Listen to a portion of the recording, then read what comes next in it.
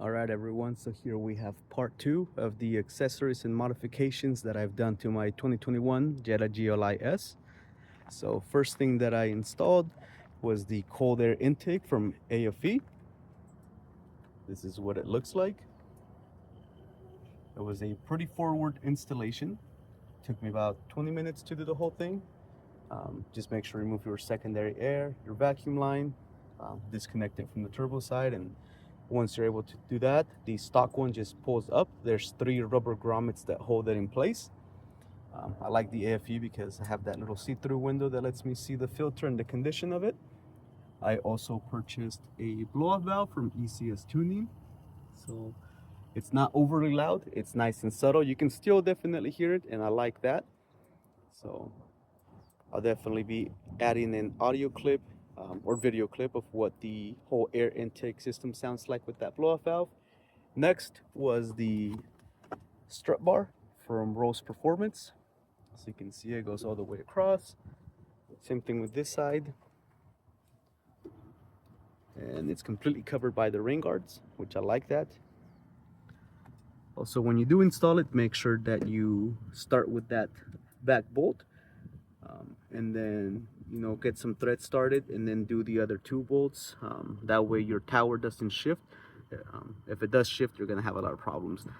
But once you do that back bolt, then start your actual bar. Start that bolt to a couple of threads should be good.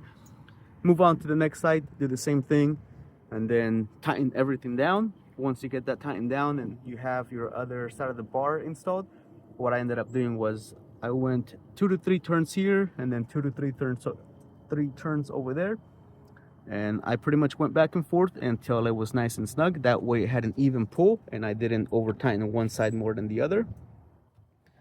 So again, that's what the cold air intake looks like. Next was the AVS hood protector from Husky.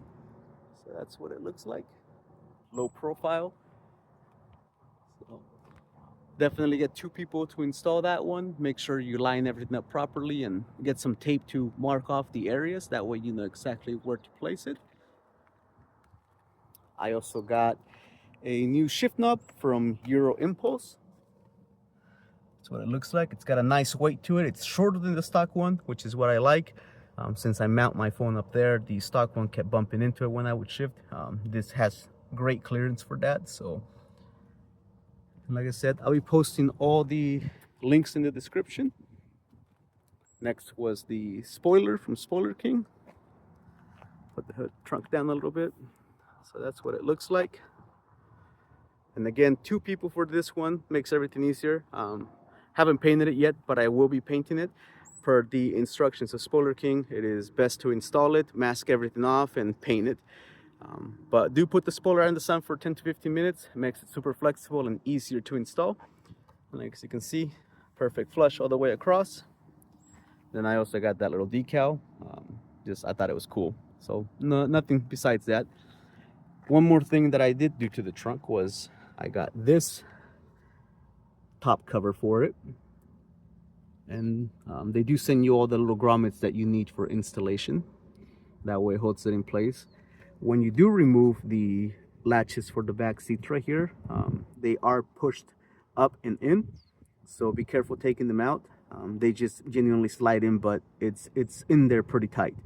So be careful when you do that. You don't want to break it. I did manage to break a very small corner on that one over there, but nothing that would affect it. But that's why I'm telling you guys that, to be careful with it. And then I did cut right here. Let's see if I can get that right there. I did cut from that hole. I cut back a little because that hole is not big enough for it to slide in. So when I make that, I made a nice little slit, and then I slid it in sideways so it would fit. So I have noticed that it does sound a little quieter. That could just be some sort of placebo effect that I'm having because it looks better. But I definitely liked it. I changed out the WeatherTech bumper protector, and I got the Bumperillo one that the dealership offers. They normally go for I think $150, but I saw a dealership in California that was selling it for $96 plus tax. Went to my local dealership. They were nice enough to price match it, so I got it for much cheaper. And I definitely like the way this one looks a lot more. So now this is not necessarily a modification. It could be if you want to consider it that, but this car I bought it used, and it had been sitting for a while, but somehow um, the passenger side brake pad, because it's been sitting for so long, actually corroded a little bit into that rotor, and when I would brake, it would pulsate and cause the vehicle to vibrate and shake. So I ended up replacing all the rotors and all the brake pads, and I just went with the Duralast Gold. They do come with a black protective coating, and I went with the Duralast Elite ceramic, which I believe it is their highest tier, and they have a honeycomb pattern. So same thing with the back ones. I'll see if I can get a good video, but yep, you can see that protective coating that's on there. It'll wear out over time, but it's supposed to pretty much protect the rotors, keep them from being like affected by the elements if you live in other places that have like snow or place salt on the roads. But I do have a scan tool that I purchased from Amazon that allowed me to release the parking brake so I could actually do the proper maintenance on there. If you noticed, I am missing one of the wheel caps on all these wheels. The previous owner had a wheel lock, but they lost it, so I ended up just buying a replacement, taking them off, and then just putting a regular stud on there. But yeah, with that said, I do have a commercial account with AutoZone, so for all the parts with the rotors and the brake pads, I paid about $280 for the entire set, front and back. Keep in mind that if you don't have a commercial account, it will be a little more expensive to get those items. But again, I'm not really building this vehicle for high performance, so having that slight upgrade, if you want to call it that, I definitely notice a big difference. It performs better, handles a little better when I brake, definitely much quieter. I do have the GLI Autobahn still, and that one also had new rotors and brake pads, and I can tell you there's definitely a noticeable difference between just the normal ceramic brake pads and rotors versus the Duralast Gold with the Duralast Elite ceramics. So, but that's pretty much everything that I've done to it. I also did actually install the subframe brace under the vehicle, and I'll be getting a video clip of that. I'll try to get a really good one if I can. I forgot to do it when I had the car jacked up and I was under it. But that's pretty much what I've done. Next is going to be redoing all the tint on the vehicle.